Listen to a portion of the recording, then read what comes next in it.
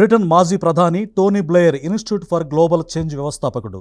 Tony బ్లెయిర్తో రాష్ట్ర విద్య, IT, electronics శాఖల మంత్రి నారా లోకేష్ న్యూఢిల్లీలో భేటీ అయ్యారు.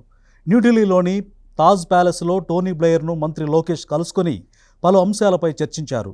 గత ఏడాది జూలై నెలలో బ్రిటన్ మాజీ ప్రధాని టోనీ బ్లెయిర్ను రాష్ట్ర విద్య, ఐటీ, ఎలక్ట్రానిక్స్ శాఖల మంత్రి నారా లోకేష్ ముంబైలో కలిశారు.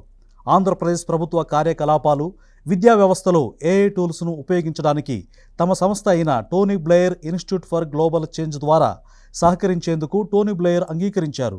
ఆ మేరకు విద్యారంగంలో అధునాతన సాంకేతికతను అమలు చేయడం ద్వారా యువతకు ఉపాధి అవకాశాలను మెరుగుపరచడానికి ఏపీ విద్యాశాఖ, Tony Blair institute for global change నడుమ 2024 డిసెంబర్లో ఒప్పందం కుదిరింది.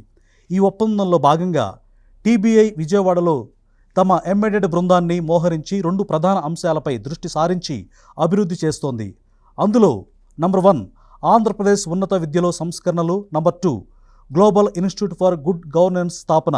ఆంధ్రప్రదేశ్ విద్యాశాఖ, టీబీఐ నడుమ ఒప్పందం తర్వాత ఏ మేరకు పురోగతి సాధించారనే అంశంపై ఇద్దరు నేతలు సుదీర్ఘంగా సమీక్షించారు.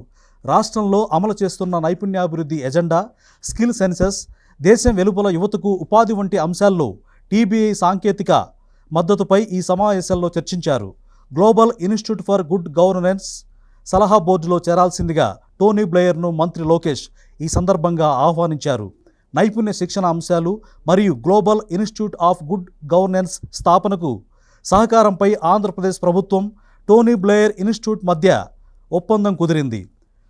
ఆగస్టులో విశాఖపట్నంలో జరగబోయే రాష్ట్రాల విద్యామంత్రుల కాంక్లేవ్కు టీబీఐ భాగస్వామిగా ఉంటుందని టోనీ బ్లెయిర్ అన్నారు.